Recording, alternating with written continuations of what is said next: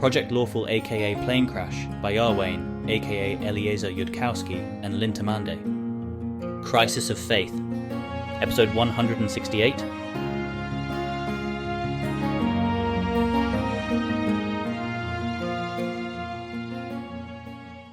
Day 91, Igorian. When Abigail Thrune turned 16, shortly after she became a second circle sorcerer, she looked at the Chelish Empire, which she intended to rule someday, falling around about herself. The provinces of Andoran and Galt, that should have been hers, already lost by her incompetent uncle. Abigail knew that as a second circle sorcerer she could not take the crown of infernal majesty from Infrexis. Even executing a compact with Asmodeus would give her 2 more circles at best. Infrexis had held 5 sorcery circles in his late 40s, 1 of the world wound and a few years adventuring, when he executed his own compact and took the throne. So Abigail went to Hell, living. She compacted with Hell to set devils to fight her and heal her when she fell and put her to sleep when she had no magic left and needed to regain it, and punish her for failing, for losing, to make sure that when she fought she did so desperately and in that state of stress that is conducive to absorbing magic. She wanted to make it to 7th circle so she could be 9th circle after executing her infernal contract. Abigail tried. She tried really, really hard. But when even her will broke, Abigail was only 6th circle still, and so is only 8th circle now. It's a very efficient way of leveling. If you ask why not everybody does it, it's because that would shatter almost any mortal's mind like glass. The Thrunes have a touch of Hell in their bloodline from which their sorcery comes. But even among them, the reason why only Abigail did that is that only Abigail could. Carissa Savar, probably, is not going to be fully functional until she has a +6 intelligence headband. There are not any of those going spare even when you are Abigail Thrune.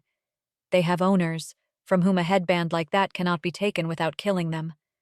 So Carissa Savar has now been tasked to make herself a +6 intelligence headband, with a slimy devil wrapped around her, not at all like a lover's caress, a devil summoned and bound by Abigail Thrune. The devil is of a kind that Hell sometimes tasks to forge magical items. It cannot advise mortals on how to craft. The devil is not forbidden, however, to monitor them in their crafting, assess their general level of performance, or apply motivation. Carissa Savar is being hurt, quite badly, at the end of any 30-minute period in which she has not exceeded her previous best performance in crafting. Anytime she escapes punishment, of course, that sets the bar higher for next time. When Carissa's magic fails her, she is put to sleep. When woken, set back immediately to work. Her ring of sustenance means she needs no food, no water, no other surcease. It would shatter most mortals like glass, but then Carissa Savar is not most mortals. It will hopefully prevent Carissa from thinking and feeling for a time. It will hopefully be punishment enough that Carissa stops feeling unpunished. Failing that, Abigail is curious about whether Carissa can be brought to her 5th or 6th circle this way before even her will breaks. It would have been entirely reasonable, when the project Carissa has been heretically running for the last 3 months exploded due to Carissa's inadequacies, for Abigail to have her sent to Hell, to have her mortal frailties scraped away for as many thousands of years as it required. Abigail is not more merciful than that. Wanting more mercy than that would be un-Asmodean, and offering it would be very un-Asmodean. Carissa is grateful for whatever not merciful impulse has her here instead. Her mortal mind, which is very stupid and pathetic, does not fully comprehend how much worse it could be. But that is an error. The kind of error she can actually feel herself growing out of when she has time to work on being more Ilani. She is also grateful that there is no opportunity for her to think or feel or grieve. In the absence of space to process it, the part of her brain that believes that Keltham loves her and won't let anyone hurt her has taken up residence in the back of her head, where it occasionally whimpers sadly like a kicked puppy. She has mostly successfully pushed his blank, lost, bewildered face out of her memory. It is over. It never was. It was always pretend. Maybe someday it will be real, but if it is, it will be real the way hell is real, the way pain is real, the way nothing else is really real. She's making fast progress on the headband. She would not say that this is because she is in peak form. She keeps having auditory hallucinations, usually of Abigail, sometimes of her mother, sometimes just of people screaming. Abigail says that she is not good enough to become half the things she wants to be. Her mother says that she should have worked harder on baby Carissa, that maybe she could have turned out better. The screaming people don't really have anything to say. She thinks she's not constantly screaming. Her voice would give out, so probably that's a hallucination. She's developed a habit of hurting herself to focus. It's barely even pain, next to the punishments after each section, but it helps. It makes the world a little more stable, a little clearer. She wishes sometimes that Keltham had never come to Golarion, that she'd never left the world wound, though this is a stupid thing to wish because these weaknesses were still a part of her and would still have to be burned out of her, and it could, in fact, hurt more than this. She does not wish to be turned into a statue, not even briefly. She is pretty sure she won't, even if, when she finishes the headband, they give her another one. She is pretty sure she won't even if there is nothing else for the rest of time. She's only pretty sure, though. No, she's entirely sure. This is the road to everything she wants, everything she's ever wanted. She is not so weak that, with that road laid out in front of her, she will fall apart rather than walk it, just because it hurts. If she wants to change things, she will have to be stronger than anyone has ever been. This is the way to get there. Abigail will have set her a task that makes stronger those Carissi who could ever, possibly, be strong enough to get anything they want. Abigail has never made her weaker. Abigail is not, at what must be unimaginable expense, setting her to this path so that she'll discover her weakness and collapse of it. Abigail is doing this so that she will grow strong. It's not actually an unimaginable expense. Binding a devil to do this is straightforward. It's just that, for most people you'd want to temper, they'd be too weak to benefit from a devil's help. But if imagining that she's worth a great expense helps Carissa, Abigail hardly finds it in her own interest to correct the misapprehension. Though, actually, having the Queen of Cheliax take 10 minutes of her own time to bind a devil for you is probably unimaginable expense by most people's standards. Anyways, Carissa seems to be doing fine. Abigail will turn visible so she can whisper in Carissa's ear that she's being a good girl, and Abigail is proud of her, and then head back on out. Shouldn't be more than a week or two on the +6 headband, it looks like. Though, at the rate Carissa is burning through this task, she might need to be given another crafting job afterwards to see if she can be brought to 5th Circle. Day 92, Osirian. Keltham wakes up and remembers where he is. He puts on his splendor headband so that he can cry, and hopefully maybe get that part done with for the day. He doesn't pray. Keltham has hardly used any of the spells he got yesterday, though he got them identified, and also, he's not thinking about that right now. Keltham will go to the library and read more catalogs of magic items, and send word to see if Marinry and Ismat want to have breakfast that morning, when dawn is past and clerics are done praying for their spells. Does Keltham need some sort of etiquette waiver? Also, Keltham isn't quite sure where Prince Feanar falls into the Osirian scheme of things. But to be explicit, Keltham is fine if Feanar wants to join the breakfast and share language, baseline people, and have all Keltham's and Feanar's conversation be in baseline. Merendra and Ismat would love to get breakfast, and they're fine with Feanar, who is Merendra's father, being present. Keltham can have an etiquette waiver. Osirians are at this point under the impression that etiquette waivers are an important Dathilani political technology. Ismat al-Nahad, Master Craftsman, Alicorn. I guess the only thing I'm really touchy about is Khalil, who will be disappointed if the alien can't be polite, but he'll live, and I don't have to bring him up in detail when he won't even be at this particular breakfast, Ismat remarks to Marinry on their way. The etiquette waiver does not oblige you to invite him to breakfast again if you can't stand him. I think you'll like him, though. My father does, and my father's not overawed very easily. He's the only speaker of his language on the planet. If it can be done easily, that's how. I do like baseline and was prepared to put up with practically any personality to get it. But he has other positive qualities too. He's very arrogant and very stubborn and very mad about all of Golarion all the time. Also more traumatized than I'd have thought Asmodeus would have been allowed to do. Didn't we pay for a not traumatized cleric of Abadar to teach us? Asmodeus transmitted the terms to his followers who are too churlish to really comprehend that you can damage people if you don't even torture them, is my understanding, from speaking to Abadar of this. It was in the outcomes distribution specified. Well, that was a fucking stupid specification. They arrive at breakfast. Keltham will actually activate the glibness pin for this, because while Feanar probably doesn't count, Merenre and Ismat sound like people to whom Asmodea's last advice may apply. Here's Keltham, looking notably more neutral than yesterday. Good morning. I'm Ismat. I believe you've met my husband and his father already, though. Keltham out of Dathulan. Not my best morning, but any morning you walk away from is a good one, to pervert an old saying. Salutations, Ismat. Greetings, Merenre. Hi, Feanar. Did you already tag them with baseline? I did. They were not paralyzed, awed, and profoundly distracted by the magnitude of the design effort at all. Don't have children, they'll only disappoint you. Humorous. It's interesting, but I'll confess not really a priority compared to other features of Dathilan like how it doesn't have the plague. It'll be either a virus or a bacterium, and if you learn how to make vaccines, you can plausibly shut it down.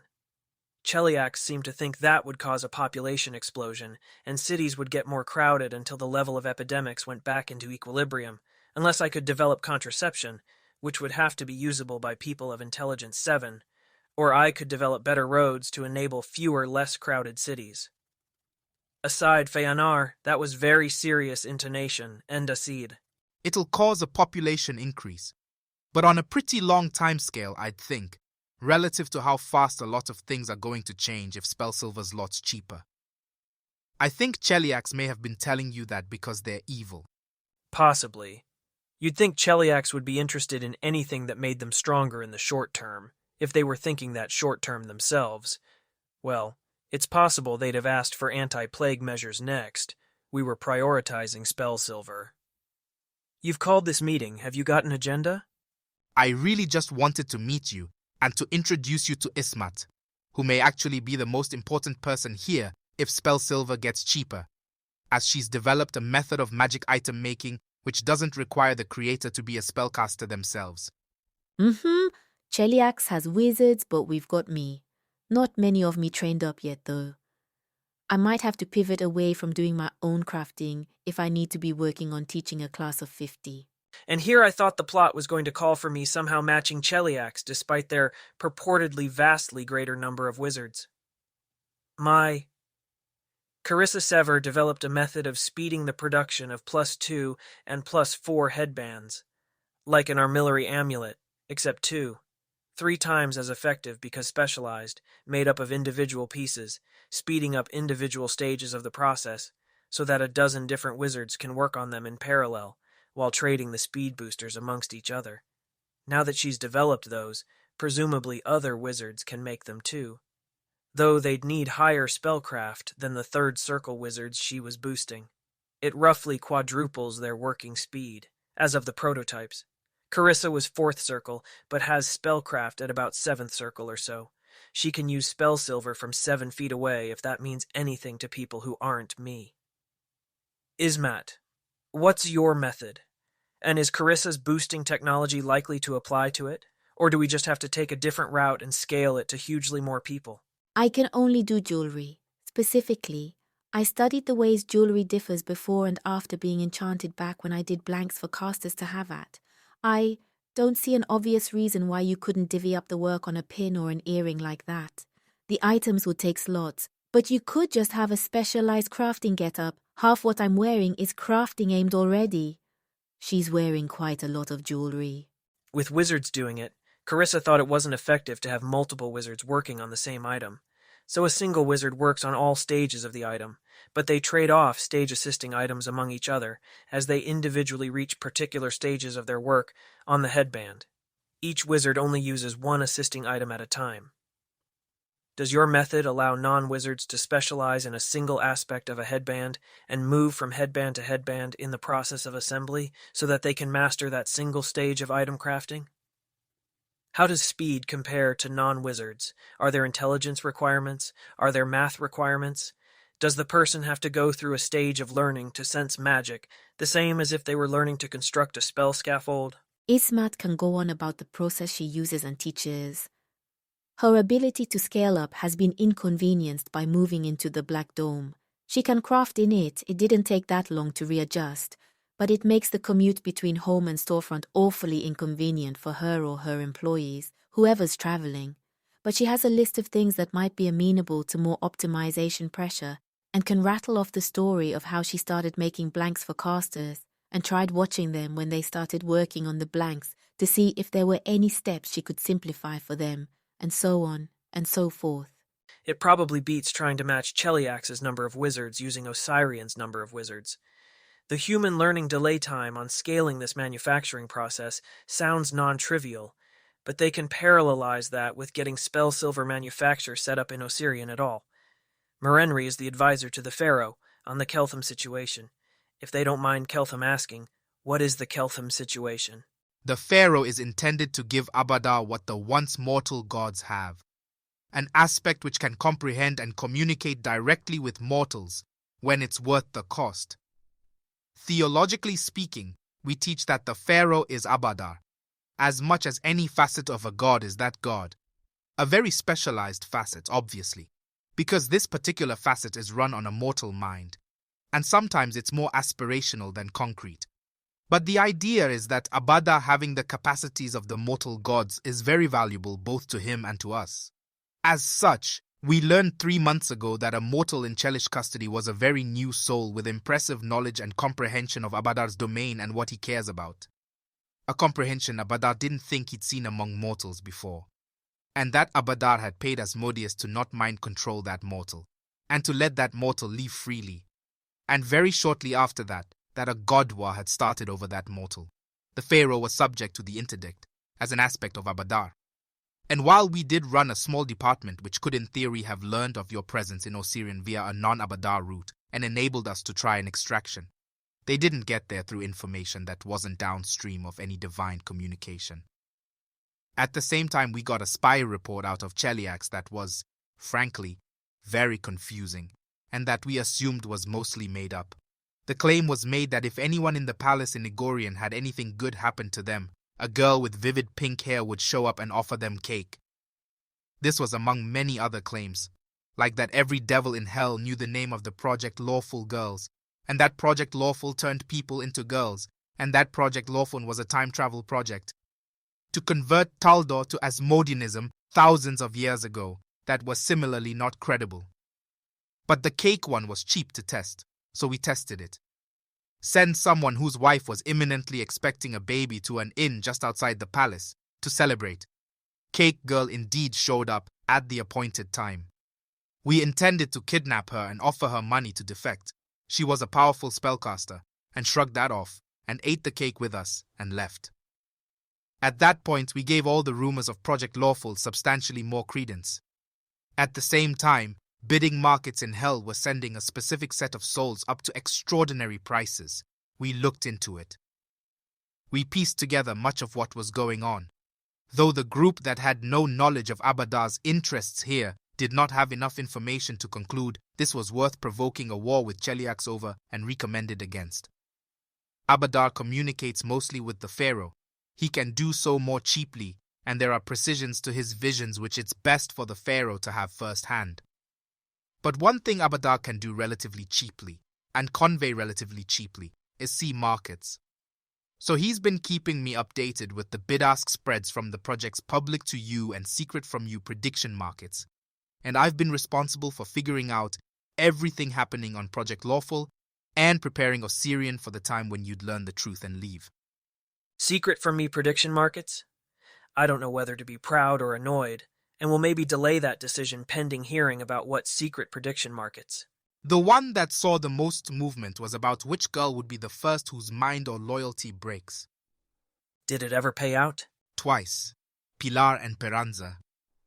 Keltham draws, heavily, on the glibness, and even so, knows it probably doesn't look quite right. I doubt it succeeds, especially since they'd know this was a very likely time window, but I request a scry, regular version fine, on Peranza, at the government's convenience. Unless you already know what really happened to her. She did seem to. Peranza was together enough to tell Keltham goodbye, even if that was scripted for her. Or was that another illusion? Illusion according to this level of reality, that is, or dominate person. Would there have been signs Keltham could see if dominate person was being used on Peranza, according to this level of reality? We've tried scrying her several times since the market resolved and have been unable to see anything. Our best guess is that she was executed and is in hell. The other major possibility is that she was petrified and stashed in an unscryable location. Her soul changed hands in this for about 100th of what it was purchased for, which seems more consistent with she was in hell and worth less than expected than that much market movement of some communication from Golarion about the betrayal. But we don't know for sure, and can't rule out that hell has noticed Abada can see them when they try using markets, and is trying to feed us false information. Snack Service said not to, jump to conclusions, take actions, I haven't reviewed exact words, until I knew the real story about Peranza, including a fact that only one person there knew enough to deduce. I checked that this person was not an Osirian who promptly solved the riddle and reported to you. It was not. His employees were being mind-read, which mostly rules out only one of them having access to a key fact, unless security read it from them and didn't propagate it to anyone else there, including Abigail or Aspexia. That's possible, but a hit to probability. Obvious candidates for the one person: Abigail, Aspexia Rugatone, Pilar via Snack Service Thought Protection, that monk of Irori. Does Osirian have plans, thoughts, about what happens from here? I suppose as protagonist, I could try to make all of those decisions myself, but I am still unfamiliar with non-fake geopolitics, a word with no baseline analog. In a more realistic setting, you'd have made your own plans about what to do after I arrived, if you've had 3 months to plan. The impression of the away team that got you was that you're in pretty bad shape and we should plausibly give you weeks or months of recovery time, even in light of the stakes. Ionis agreed to teach some people prestidigitation chemistry.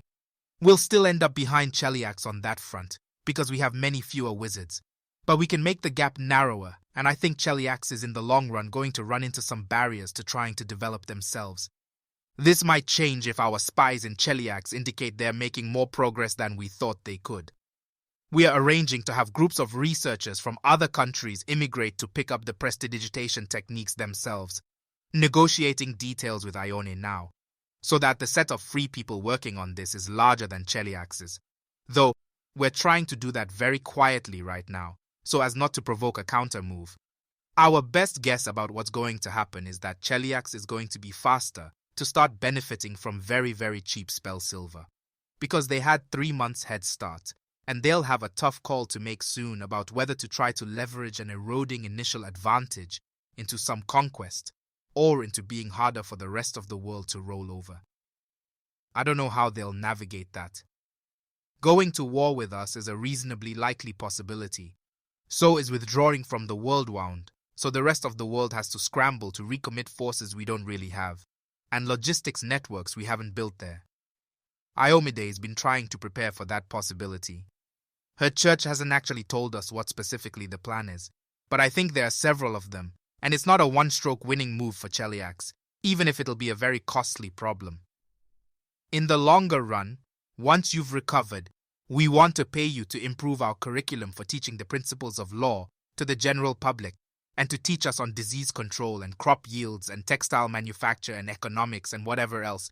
People want to pay you the most to teach because it seems the most valuable. Taking weeks or months to finish updating would lack dignity. That word doesn't have any Taldane translation, but maybe pride, dignity. The part of your self-image where you think you're not completely unskilled at law-aspiring thought, and you want to live up to the expectations you have of yourself. I'll be aiming for tomorrow. Maybe day after tomorrow, since I also have to orient to Galarian as it appears on this layer of reality. Part of Keltham is tired now, and would just as soon speedrun whatever part of the game this is. If you don't wake up the day after tomorrow or better, are you going to have a fit about that? That, too, would lack dignity. If I'm still not functional the day after tomorrow, I will accept that situation, assess that situation, and figure out what to do with that situation. Well, I'm not going to try to talk you into taking longer than you need, but I don't think your help's going to be that much less valuable to us in a month compared to the day after tomorrow. I would not assume that to be the case. Cheliax is making an assembly line, outside item-assisted way of rapidly producing, intelligence headbands, currently at the +4 level, because that is how they turn spell silver into having even more and better wizards. If they can master enough law to get started on the invention of science and technology in general, ways of understanding and manipulating the world, then no, you may not really have a month. I do not think at this point that you move quietly for fear of provoking a countermove. I think you call together every lawful or good country in the world, have them send all of their brightest people here, or to a facility located in neutral ground, possibly inside the Ostenso non-intervention zone, if the god who originally set that up can force Cheliax to agree to that.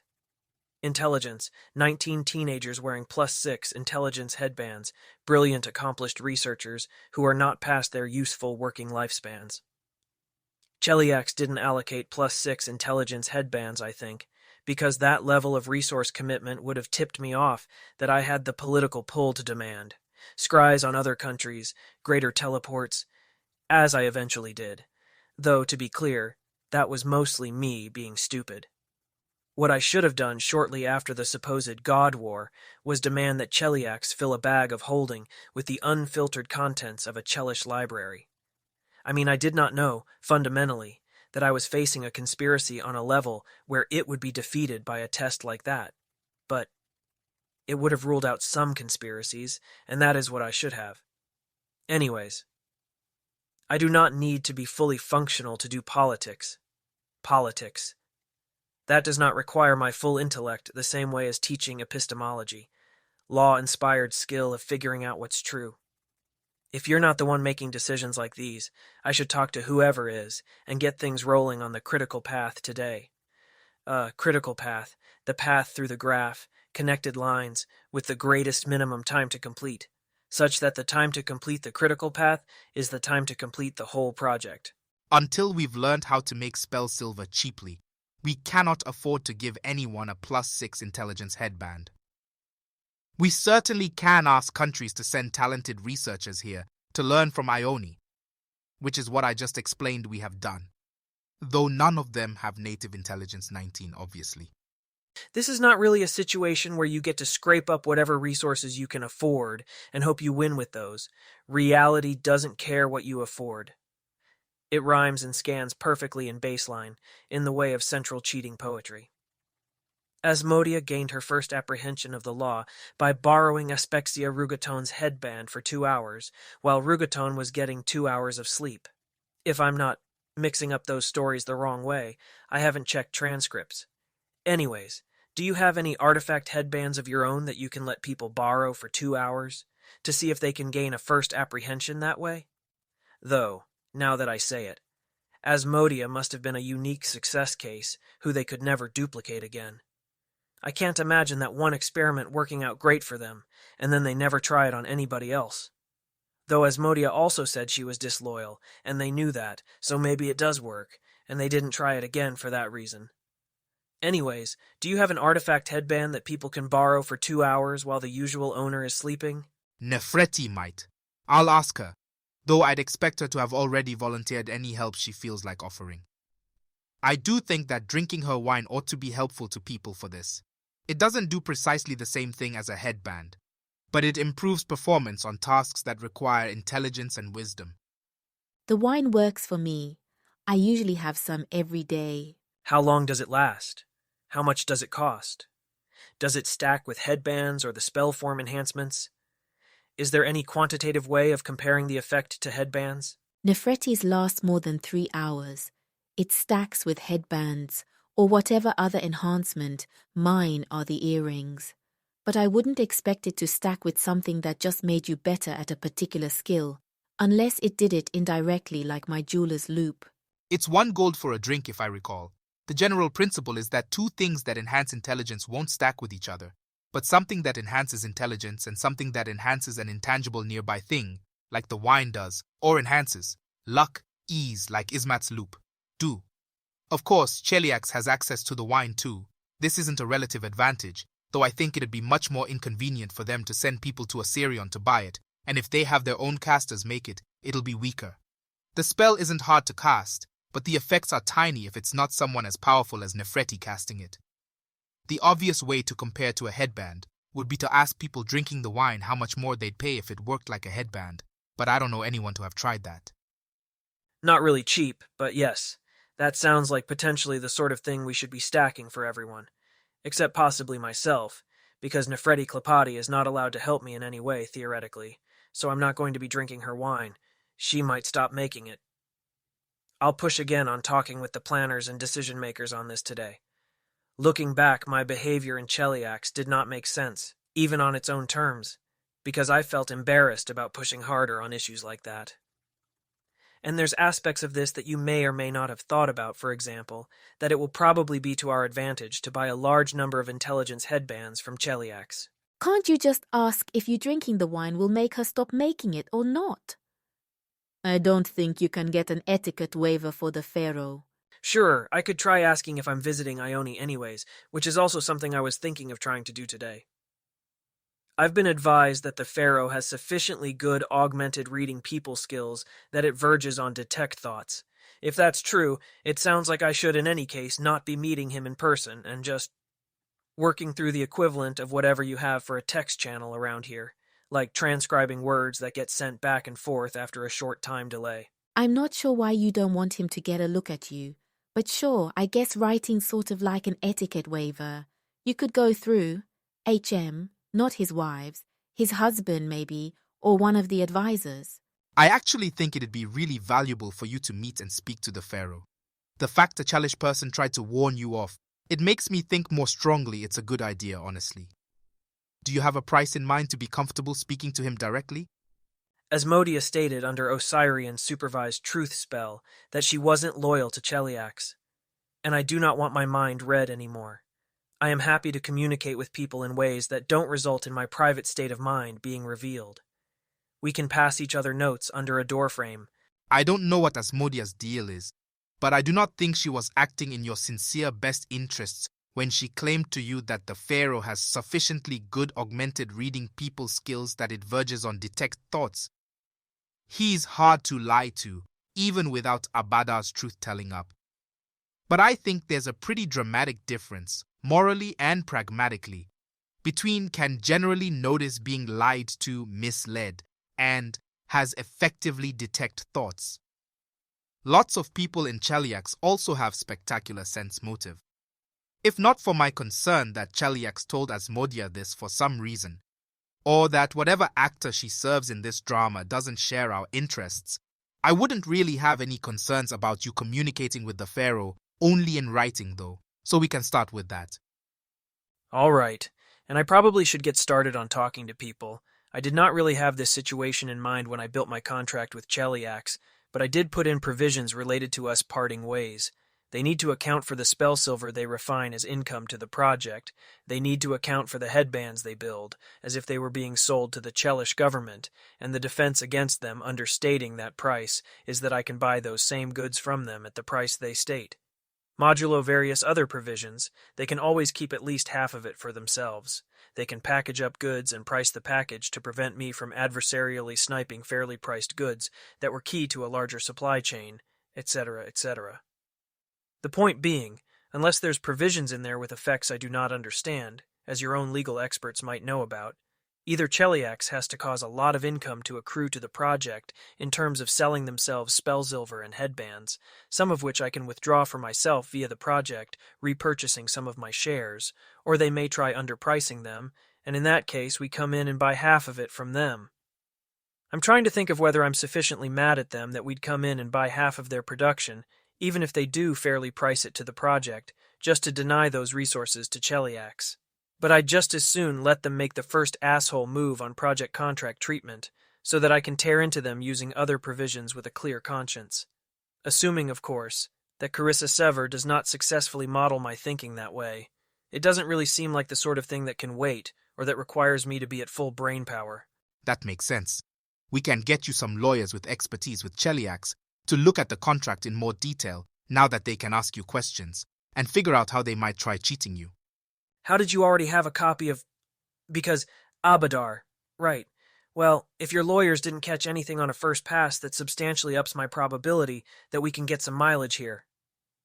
Mirenre, I'm sorry to keep pushing on this, but I need to know my next step for being with people in a specific place and time to plot the next iteration of Project Lawful Neutral. If I'm not supposed to talk to you about that, then I need to know who to talk to and where to find them. I didn't push like this in some conversations in Cheliax, and that, in retrospect, was an error. The next step is asking Ione, Nefertiti's representatives, and the representatives of the allied countries that are sending people here to learn from Ione when they can make it here for an emergency meeting. Many of them will need to arrange a teleport, but I'd expect we can plan something for tomorrow. Are all of those allied representatives just putting themselves into the presence of the Pharaoh's sense motive? Do they have reading blocking skills, or do they just not care? He mostly just uses this ability to give people good presents. And I'm pretty sure it's still my brother and not the Pharaoh coaching Mirenre on what to get me for my birthday, so he doesn't even do that obsessively. Sorry, I still have trouble reading Osirian intonations.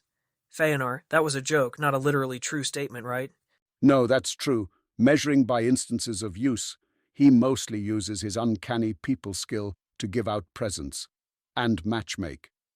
See, if you have a reputation for being impossible to lie to, then people mostly don't try. That's really not what I would expect to be true about somebody running a country, the way that countries work in Golarion. I would expect the Pharaoh to be meeting with representatives of foreign countries and determining their intentions. Or is the Pharaoh just not the analog of the chief executive of civilization, but more like the old retired executive who serves as an advisor to somebody else? There's a ruling council for day-to-day management of the country, but he absolutely does receive representatives of foreign countries and use his impressive sensibilities to pick out thoughtful and sometimes pointed presents for them. I too think he should get a real job. Kind of serious, but not at all reflecting a consensus position. Many people in Golarion have good sense motive. It is very usual to go out of your way to avoid being around them if you're a random person who doesn't want to be caught up in important doings. But no one would send a diplomatic representative who felt uncomfortable being seen by someone with particularly good sense motive.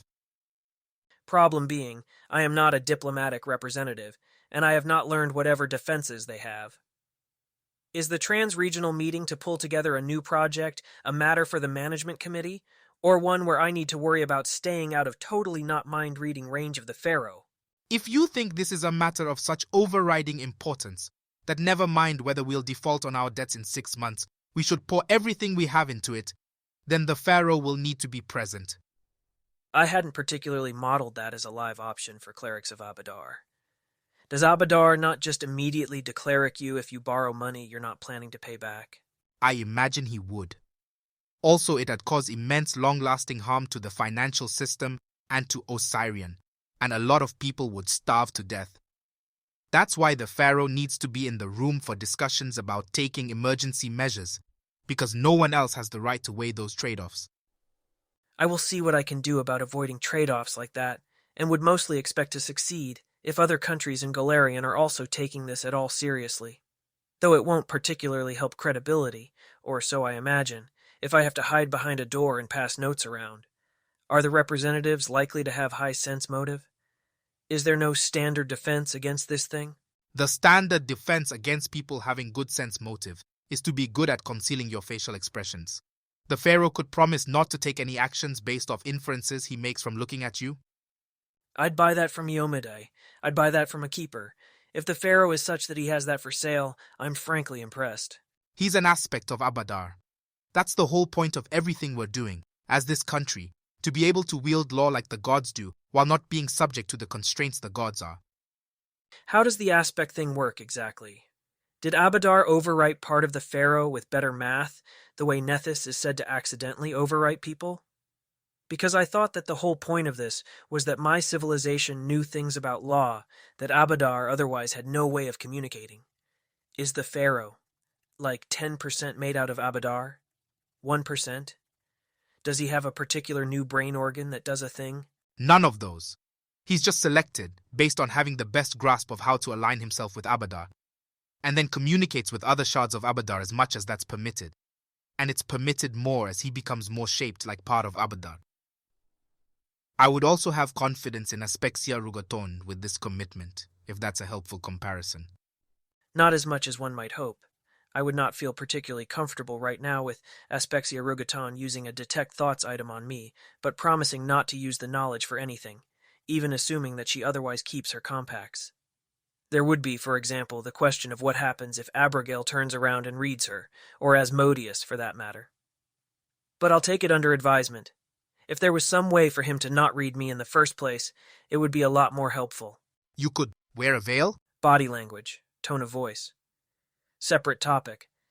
How do you think I am on safely leaving the Black Dome, for example, to visit the Temple of the All-Seeing Eye? We can send you with security that ought to be adequate to get you to safety from most possible attackers. There's nothing we can do if Achakek shows up or something. In combination with an augury, I think we can be looking at less than a 1 in 100 chance of something horrible happening. But it's hard to get it down much lower than that. Achakek? A powerful servant of the gods which kills those who aspire to divinity, supposedly. It was much scarier before prophecy broke, because it'd just occasionally show up, eat a helpless child who apparently had a great destiny. Was he that obvious? Probably yes. There's all kinds of possible reasons why somebody in a palace library would ask a bunch of questions about the Starstone, but possibility isn't the same as probability. And people wonder why I don't want anyone reading my mind, Keltham doesn't say, because maybe it's a bluff. I suppose that could be part of the reason why Eridan put up defenses around the Starstone, though it'd be pretty impressive if that could keep a god out, Keltham says instead. I probably want to visit Ione today. I don't actually see the danger diminishing with time, as other countries hear about my being here. How do I set that up? He's also been advised to visit Sothis' slave markets quickly, before they can clean them up, but it doesn't seem a wise thing to do to his brain, and it does not necessarily, it may not at this point, affect any of Keltham's other decisions, what kind of slavery exists in Osirion. Let me speak to the palace guard. I expect they can escort you anytime starting 20 minutes from now. If I asked for the ability to wander around Sothis, stop in at a bookseller or two, would the palace guard consider that also feasible? I don't think that adds much to the risk, and it is of course your risk to take. I'll probably do that then. But I should maybe get an explanation of the whole weird treatment of women thing before I set out, in case I accidentally end up married to Nefredi Klapati. I apologize, but something about this conversation seems to be very not good for me. Not sure why. I'll go look over the list of people who volunteered to answer questions for money, and pick, I don't know, one of the palace concubines maybe, then set out for the Temple of the All-Seeing Eye after that. No, poke around Sothis first. Being seen going to the Temple of the All-Seeing Eye might alert somebody, and then it'd be more dangerous to wander the city. I would also suggest having me talk to somebody on the Regional Management Committee about the Project V2 before the international representatives all get there tomorrow, but it's your administrative region. I can send someone this afternoon to explain to you who to expect, what their interests are, and so on. He is very concerned about Keltham and not particularly concealing it. Keltham isn't going to say anything reassuring, or even misleadingly reassuring sounding. He doesn't lie, and defeasibly prefers not to deceive. If he must deceive, he prefers smaller deceptions to larger ones. He'll give them the brief Dathilani departure courtesies, and then depart to check over his list of question answerers. The most generous bids are all from priests of Abadar, but not all of the bids that offer to pay him are. There are some smaller sum offers to pay him 10 gold from a palace concubine, or 6 silver from a palace cook, or a baby dinosaur from a palace 3-year-old. He will check later on this word that translates as dinosaur to make sure that's not an actual dinosaur. Keltham will select a concubine who wants to be paid 5 silvers. He does not want to be paid himself, and worry about whether he's delivering what the other person thought and hoped they were buying. Someone will send for her. Keltham will be meeting with her on one of these beautiful balconies overlooking a courtyard full of fountains and overlooked by some other balconies, if that's all right. If I'm tagging along for this too, then we could do it privately, as that counts as chaperoned. A sensible person might worry that they'd get less straight answers from a palace concubine if there was a prince standing nearby. This would rely on the person in question having grasped the concept of power distance on any intuitive level whatsoever. Narrator's voiceover, Keltham hasn't. You know what? Sure. It seems like a waste of your valuable time, but I guess it's more of me speaking baseline if you haven't run out of share language yet. I haven't.